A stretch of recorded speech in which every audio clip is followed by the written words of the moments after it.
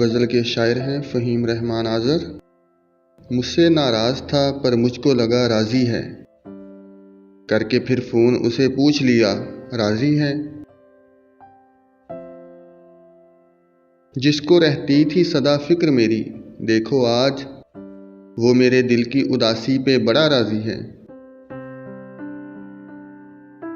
زہے قسمت جو کبھی آئیں ادھر سیر کو آپ، باغباں راضی چمن راضی صبا راضی ہے۔ کتنا آسان سا نسخہ ہے حصول حق کا، خلق راضی ہے تو سمجھو کہ خدا راضی ہے۔ کچھ تو معلوم ہو آخر تیرا معیار ہے کیا، مجھ سے ہر شخص یہاں تیرے سوا راضی ہے۔